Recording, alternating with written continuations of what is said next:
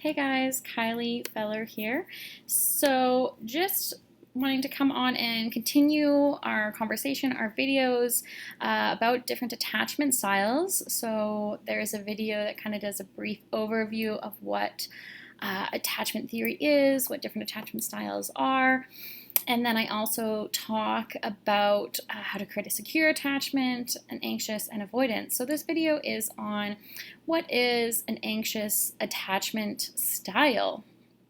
So as we looked at some of the research that originally was able to pinpoint what these attachments are when you are a child, so people with an anxious attachment style are less likely to trust the world. When they were younger, they're very kind of clingy, very fearful that their primary caretaker isn't going to be there. They're not easily soothed.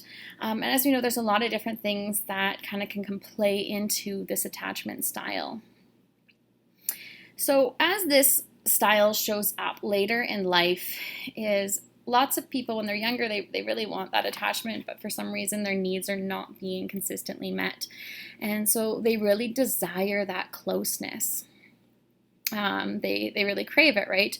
And often as an adult, they'll go way out of their way to please the needs of their partner and to accommodate them, go above and beyond, but not getting much in return, even struggling to voice that, and sometimes even to receive love, to easily be able to give it and so desperately want it, but then not really be able to absorb it or take it in. And I think really the idea or the belief that forms with an insecure attachment is that I am not worthy of love or that I am not good enough, right? Is that underlying kind of voice.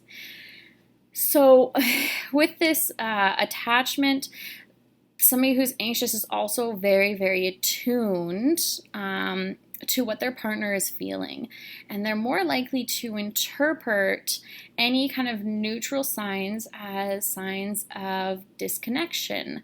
So they're very highly attuned to whatever their partner's feeling, but they overassume when something's wrong. And when something's wrong, it's extremely excruciatingly painful, and there is this really big desire to fix it. That's where you get like the 5 phone calls in a row, or the multiple text messages, or sometimes go as far as like drive by their house or find out where they are, or sometimes these slightly stalkerish behaviors can kind of come out in that anxious, and it's like you get hijacked by this part of you that just needs to reconnect. It's really painful to have this split. Also, with an anxious attachment, more likely to take things personally, the weight of the world, other people's emotions, and when somebody's upset, to really take that on, when really it could just be upset at a job or just having a really bad day. Some people are grumpy, but to really take that on personally, which is very painful. Often there's feelings of jealousy are quite common. Again, not being able to trust one's partner. If they're on boys' nights, are they really on boys' nights? And the sad thing is, somebody who's anxious often attracts somebody who might be avoidant or a really unhealthy pattern of relationships, of choosing people who are not emotionally available when they so desperately want that. And that's a very kind of interesting thing. It's like we're reconfirming the belief that people aren't available. So continually to be attracted to people that aren't, to reconfirm this belief to be right. And that really happens unconsciously. So it's not like we're consciously trying to prove ourselves right in the most dysfunctional ways, I guess, or painful ways. So, often anxious people find themselves in kind of a roller coaster of emotions. And especially when their partner isn't secure and can't meet their needs, right? That's very, very stressful. So the thing too about anxious is it's not wrong to want to be connected. That's not a bad thing. It is how you have been kind of programmed based on your past. And you shouldn't have to feel like, wanting to hold your partner's hand or needing that reassuring text message that they're okay when they're staying out from work, or where they are, or that they made it home safe. those are okay behaviors. Those are all very caring behaviors. But unfortunately, if you're dating somebody who's avoidant, they're going to get really, really upset with that kind of behavior. And sometimes, I think they call it gaslighting, like making you feel like you're crazy, when really you're not. It's just normal. So that's why it's really important, if you're anxious, to really try and find somebody who is secure, so they can kind of calm and soothe that system for you, because it's okay to care, right? And you'll know if you're anxious and you can communicate that to your partner if you know you're anxious. I really need you to hold my hand, or it's very important to me, or it's really painful. And if somebody can understand that, they can, because it's nothing to them, right? But it's important too, as an anxious person, to know how important that connection is to you, and to be able to communicate that to the people that you're with, so that they know how to properly meet that need, and that you can recognize it when they're doing it. So with an anxious attachment, when somebody's in a relationship, especially if somebody's avoidant, and there is a lot of kind of threats to the relationship, or perceived threats to the relationship, there's these things called activating strategies that will try to reestablish the connection. And when it's not, you'll have to have problems like focusing, concentrating. All areas of the life will be affected, such as work, or your business, your health. All those things can kind of go down the drain. Oftentimes too, when there's a fight, you'll be flooded with only the positive things of the partner. This is why leaving, when you're anxious, trying to leave a relationship, even when you know it's not good, is very difficult, because of this attachment wound. And you'll be flooded with everything great that they did, everything positive, which is really difficult. But to know that's my attachment system, it's being activated. I need to consciously remember why I'm doing this, why it's important. It can really help. Often putting the partner on a pedestal and underestimating one's own ability or talents, really looking for that external validation, external regulation, and downplaying your own ability to kind of do things or be successful in the world. This anxious feeling often only goes away when the partner is in connection. But the thing is, if you're always interpreting that they're going to be leaving, or it's not trustworthy, it's even when they're there, it's very uncomfortable, because it never really feels quite good, right? It's always on eggshells. There's also a belief with this anxious that this is your last chance at love. There's no one else in the whole wide world that you're ever going to have a relationship with ever again, so this relationship can't end. This belief that there's just one person and this is it, and kind of really settling for things that may be really unhealthy and ungood for you, especially, again, if it's somebody who is avoidant. And just that inability to not be able to let go, even with you when you are unhappy. And often early in a relationship, very quickly attached and unable to see the red flags, right? Or downplaying the red flags, giving people a lot of the benefit of the doubt. Because again, it can be very painful to be alone or through a breakup. So that's why with an anxious attachment, it's so important to really choose a partner who is secure, so that you have the best chance. Because dating somebody avoidant when you have more anxious tendencies is pretty painful. And this pain is felt very physically, this breach in the attachment. So another kind of area of anxious attachment is protest behaviors.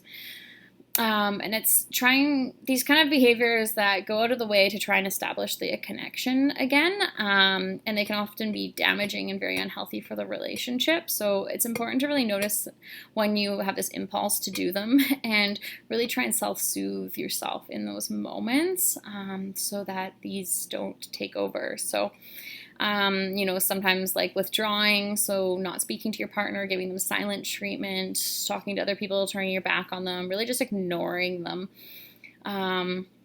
Also excessive attempts to establish connection, multiple emails, text messages, phone calls, going to their workplace, all of that kind of stuff. Keeping score, so whenever there is a fight or a disagreement, really not being able to let those go, but holding a score, holding that grudge.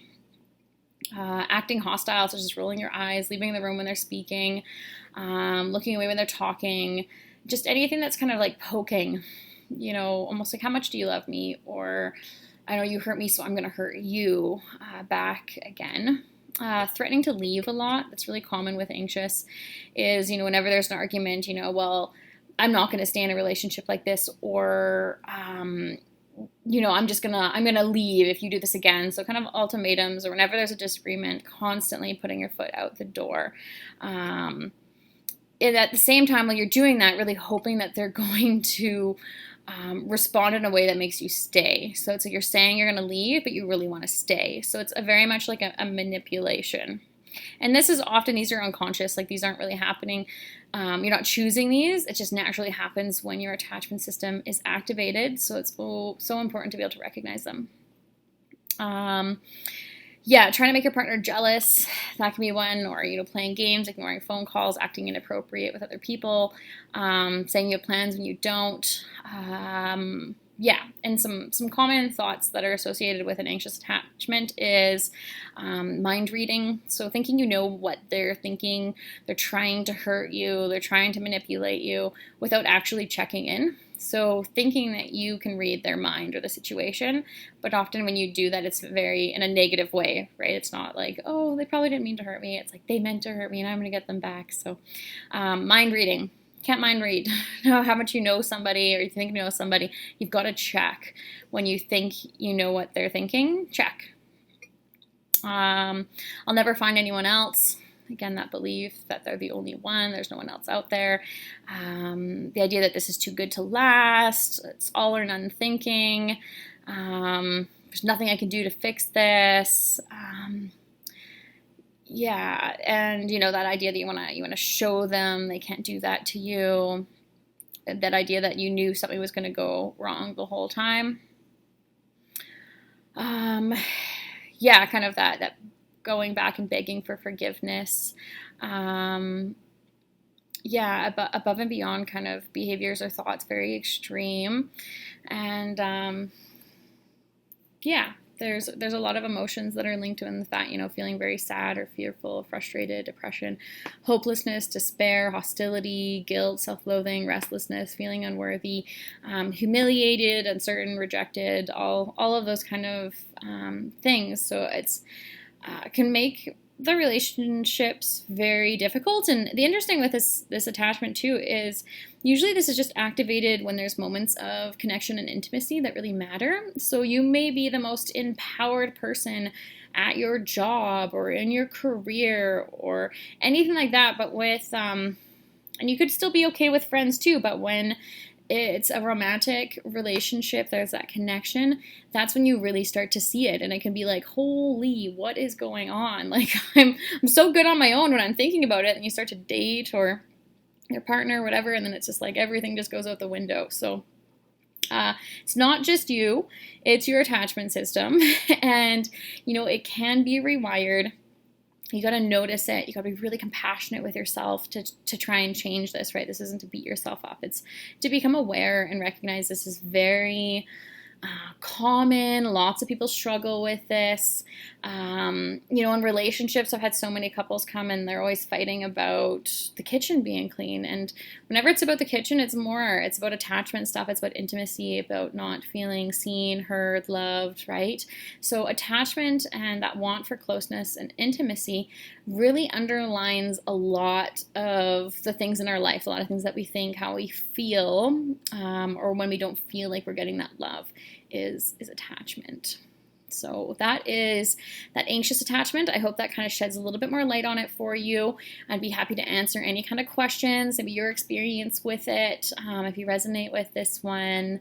And and to different degrees, right? I think a lot of people can be secure, and then in some situations this can come out. So it's important to recognize it for what it is so we're not hijacked by it. Thanks for listening.